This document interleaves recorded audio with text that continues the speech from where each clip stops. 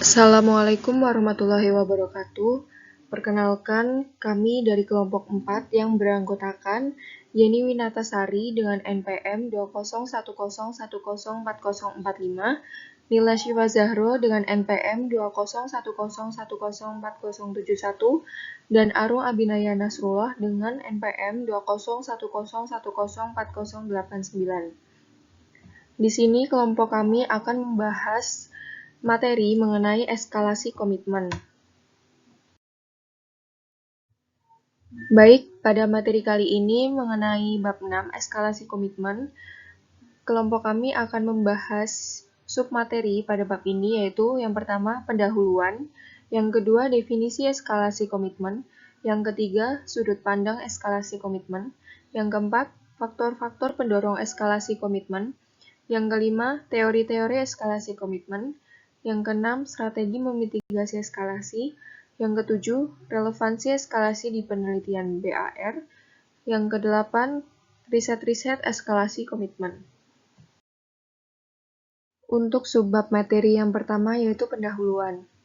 Eskalasi komitmen dalam bab ini dijelaskan dari dua sudut pandang, yaitu eskalasi komitmen dipandang sebagai tindakan rasional dan eskalasi komitmen dipandang sebagai tindakan irasional.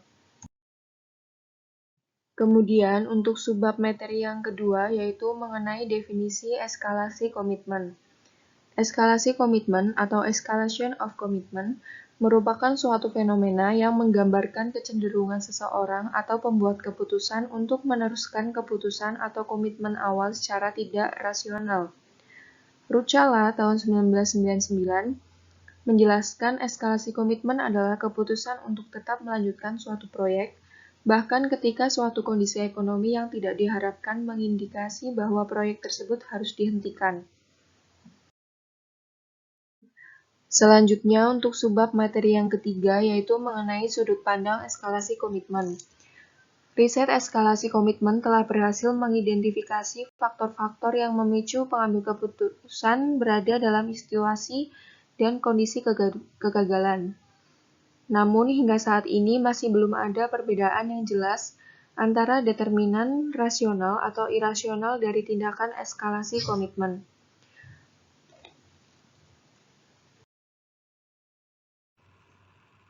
Ada dua sudut pandang eskalasi komitmen. Yang pertama yaitu eskalasi komitmen sebagai tindakan rasional. Eisenhower tahun 1989 menyatakan bahwa eskalasi komitmen dapat dipandang sebagai tindakan rasional apabila dikaitkan dengan isu kompensasi. Isu kompensasi dapat berupa fenomena adanya kontrak yang berbasis luaran yang akan menyelaraskan kepentingan agen dan kepentingan prinsipal. Kemudian yang kedua yaitu eskalasi komitmen sebagai tindakan irasional. Pada umumnya, penelitian akuntansi keperilakuan memandang eskalasi komitmen sebagai tindakan irasional yang menurunkan nilai proyek bagi suatu organisasi. Bazerman tahun 1994 menjelaskan eskalasi komitmen sebagai tindakan irasional dengan menggunakan dua paradigma, yaitu yang pertama paradigma unilateral. Dalam paradigma ini diasumsikan bahwa manajer tetap meneruskan proyek yang tidak ekonomis meskipun terdapat informasi mengenai buruknya kinerja masa lalu dan tersedia kesempatan investasi alternatif yang lebih menguntungkan di masa mendatang. Kemudian yang kedua yaitu paradigma kompetitif. Dalam paradigma ini, para pengambil keputusan membuat keputusan awal, kemudian mereka merasa perlu untuk menjustifikasi melalui keputusan-keputusan berikutnya dan merasa terlalu mahal bila keputusan tersebut dihentikan. Untuk subbab yang selanjutnya yaitu mengenai faktor-faktor pendorong eskalasi komitmen. Perkembangan riset menyebabkan adanya temuan-temuan yang pada akhirnya berhasil mengidentifikasi faktor-faktor yang memicu pengambil keputusan berada dalam situasi dan kondisi kegagalan. Berikut adalah beberapa faktor pendorong eskalasi komitmen. Yang pertama, Bazerman tahun 1994 menjelaskan terdapat 4 faktor yang menimbulkan perilaku eskalasi komitmen, yaitu yang pertama, perceptual bias. Pembuat keputusan selalu berusaha untuk mencari informasi yang mendukung keputusannya. dan mengabaikan informasi lain yang berlawanan dengan keputusan awal tersebut. Solusinya yaitu memberi perhatian yang sama pada informasi, baik yang sesuai dan tidak sesuai dengan keputusan awal. Kemudian yang kedua ada judgmental bias. Setiap kerugian dari keputusan sebelumnya akan secara sistematik mendistorsi judgement terhadap keberlangsungan tindakan yang ditetapkan sebelumnya. Solusinya yaitu pengambil keputusan seyogyanya mengambil keputusan dengan berangkat dari neutral reference point. Kemudian yang ketiga yaitu manajemen impression. Dilakukan dengan cara membuat impresi bahwa keputusan yang dibuat sebelumnya tidak salah. Solusinya, perusahaan perlu menciptakan sistem untuk membuat keputusan yang baik. Kemudian yang keempat yaitu kompetitif irasional. Aktivitas irasional dapat berkaitan dengan luaran atau outcome ekspektasian sehingga sulit mengidentifikasi tindakan irasional spesifik dari masing-masing pihak. Kemudian yang kedua yaitu hasil penelitian Rus dan Stowe tahun 1993 dan kemudian disempurnakan oleh Kreitner dan Kenichi tahun 2004 menjelaskan bahwa faktor-faktor yang menyebabkan eskalasi komitmen ada 4 faktor, yaitu yang pertama, faktor psikologi sosial. Faktor ini penyebabnya yaitu pertahanan ego, motivasi individual, tekanan gawat, dan menyelamatkan muka. Kemudian yang kedua ada faktor karakteristik proyek. Penyebabnya yaitu ROI yang tertunda dan faktor temporer. Kemudian yang ketiga adalah faktor kontekstual. Penyebabnya yaitu tekanan politik eksternal, kondisi ekonomi makro, dan pengaruh budaya. Kemudian yang keempat yaitu ada faktor organisasional. Penyebabnya yaitu terputusnya komunikasi, politik dalam organisasi, dan faktor pendorong eskalasi yang ketiga yaitu menurut Keil et al. Tahun 2000 menjelaskan bahwa terdapat 3 faktor yang mempengaruhi eskalasi komitmen, yaitu yang pertama, risk propensity, merupakan kecenderungan pengambil keputusan saat ini untuk mengambil atau menghindari risiko. Kemudian yang kedua yaitu risk perception, penilaian pengambil keputusan terhadap risiko yang melekat pada suatu situasi. Kemudian yang ketiga ada sunk cost, yaitu biaya-biaya yang sudah dikeluarkan dan tidak relevan dalam keputusan mendatang. Kemudian penyebab yang keempat yaitu menurut Wong tahun 2005 mengembangkan studi Keil et al. Tahun 2000 dengan menjelaskan penyebab eskalasi komitmen adalah risk propensity, risk perception, dan outcome expectancy. Pertimbangan mengenai potensi keterkendalian luaran atau outcome secara umum tanpa memperlihatkan apakah individual dapat mempengaruhi outcome tersebut. Subbab materi yang selanjutnya yaitu mengenai teori-teori yang menjelaskan eskalasi komitmen. Ada 5 teori, yaitu yang pertama, self-justification theory, menjelaskan bahwa individual cenderung akan melakukan tindakan eskalasi komitmen terhadap keputusan tertentu agar dapat membenarkan tindakan yang pernah dilakukan sebelumnya atau keputusan yang telah dibuat sebelumnya.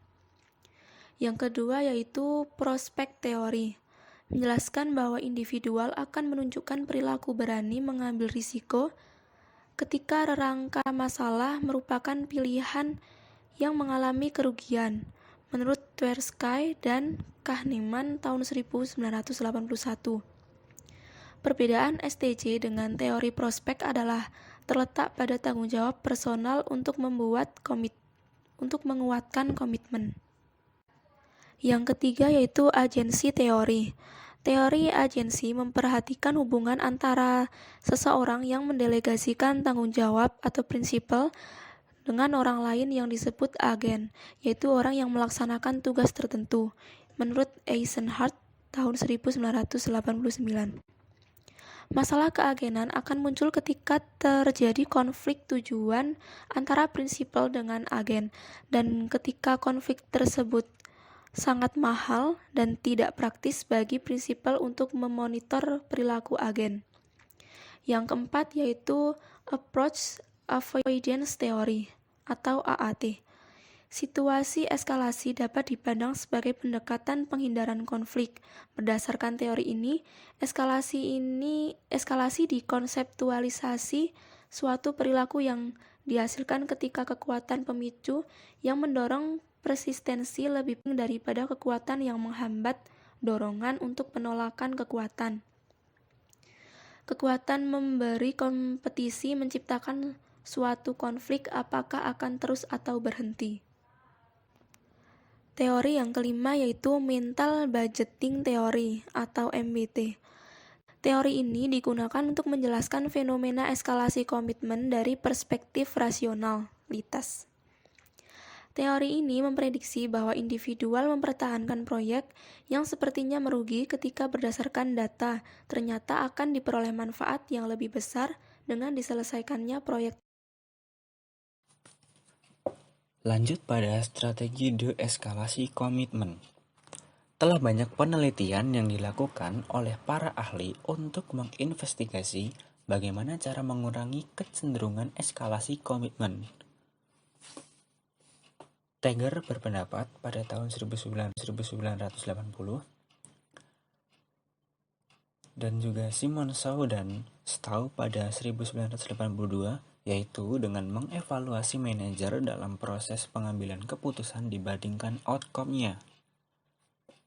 Ada juga pendapat dari Rutel J dan Karim pada tahun 1999 dan juga Bott dan Schluss pada tahun 1998. Pendapatnya ialah mengurangi eskalasi dengan cara menciptakan etika dan lingkungan etis yang kuat bagi pembuat keputusan. Topik eskalasi komitmen sangat relevan di BAR. Escalation of commitment berkaitan dengan perilaku individual sehubungan dengan keputusan jangka panjang yang dibuat, misalnya investasi. Dari berbagai dukungan empiris mengenai eskalasi komitmen, dapat dijelaskan bahwa isu penelitian dapat dikelompokkan dalam 3 hal, yaitu penyebab terjadinya eskalasi komitmen, cara mencegah eskalasi komitmen, dan juga proses terjadinya eskalasi komitmen. Contoh riset eskalasi dan deeskalasi komitmen. Topik mengenai eskalasi komitmen dalam bidang akuntansi aspek keperilakuan telah berkembang sejak tahun 1970-an hingga saat ini. Perkembangan penelitian eskalasi di komitmen ditandai oleh banyaknya dukungan empiris yang telah dilakukan. Berikut contoh riset eskalasi dan deeskalasi komitmen. Penelitian eskalasi komitmen. Contohnya yaitu Ross dan Stowe pada tahun 1993.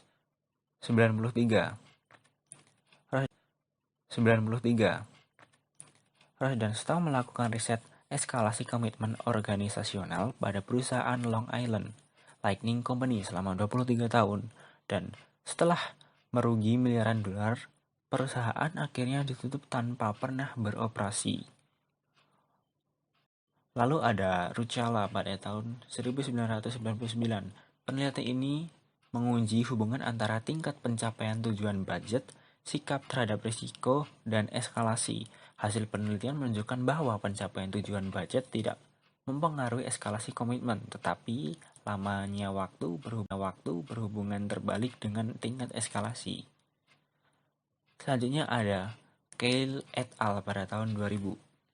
Studi ini menguji eskalasi dalam konteks proyek perangkat lunak sistem informasi yang bertujuan memperkenalkan dan menguji kembali model teoritis yang telah diuji sebelumnya. Dari penelitian ini menunjukkan bahwa proyek yang dieskalasi memiliki kinerja anggaran yang sangat buruk dibandingkan proyek yang tidak dieskalasi. Selanjutnya ada Cheng et al. Pada tahun 2003. Studi ini bertujuan untuk menguji efektivitas penggunaan proyek hurdle rate dalam de-escalating commitment pada proyek yang tidak ekonomis dengan menguji efektivitas 2 tipe hurdle rate. atau Organization Set Hurdle Rate dan Self-Set Hurdle Rate dalam The Escalating tingkat komitmen pada proyek yang tidak ekonomis. Pengujian menunjukkan bahwa tingkat eskalasi komitmen akan berkurang pada manajer yang menggunakan organization set daripada yang tidak menggunakan formal hurdle rates. Lalu ada Wong pada tahun 2005. Penelitian ini hubungan antara eskalasi komitmen dan 3 variabel yang berkaitan dengan risiko yang menghasilkan hasil penelitian sebagai berikut. Yang pertama ada risk, property, dan outcome. Ekspektasi berhubungan positif dengan eskalasi komitmen. Sedang risk perception berhubungan dengan negatif dengan eskalasi komitmen. Yang kedua ada risk perception secara parsial memediasi pengaruh risk propensity dan outcome ekspektasi mediasi pengaruh terhadap risk perception. Lalu ada penelitian di eskalasi komitmen. Yang pertama oleh Ghosh pada tahun 1997. Studi ini bertujuan untuk menguji apakah prosedur pengendalian eskalasi komitmen. Prosedur yang dimaksud adalah pertama, menyediakan umpan balik secara jelas mengenai pengeluaran sebelumnya. Yang kedua, menyiapkan suatu laporan perkembangan proyek. Ketiga, menyediakan informasi tentang keuntungan masa datang. Berdasarkan hasil analisa data disimpulkan bahwa eskalasi komitmen akan lebih besar ketika terjadi ambigu terhadap feedback negatif dibandingkan jika feedback tidak ambigu. Lalu ada Holt pada tahun 1995. Penelitian ini mengindikasi bahwa dalam proyek situasi, sang cost menyebabkan individual salah mendeeskalasi komitmen atas tindakan sebelumnya. Penelitian ini menspesifikasikan antara cost dan manfaat atas investigasi tambahan dengan menggunakan mental budgeting teori yang memprediksi bahwa individual akan menganggarkan cost lebih rendah dari total manfaat yang tersedia. Duranain pada tahun 2009. Penelitian ini menguji eskalasi komitmen dalam keputusan investigasi modal. Secara lebih spesifik, penelitian ini mengevaluasi apakah penggunaan prime kognitif merupakan cara untuk mengurangi eskalasi komitmen. Hasil dari penelitian ini mendukung bahwa prime dapat mengurangi eskalasi komitmen, yaitu dalam tim yang dimediasi dengan komputer pengurangan eskalasi yang lebih tinggi daripada pengaturan pengambilan keputusan lainnya. Lalu ada Hozel dan Lowenstein pada tahun 2005. Penelitian ini fokus pada pengujian prospek bahwa umpan balik dan ancaman sosial takeover akan menghalangi individual untuk melepas investasi yang telah dilakukan sebelumnya. Hasil penelitian ini mengindikasikan bahwa ketika individual menerima umpan balik atas hasil, mereka dapat melanjutkan permainan. Terima kasih telah menyimak presentasi dari kelompok kami. Apabila ada pertanyaan, bisa raise hand dan menanyakan pada kolom chat di bawah.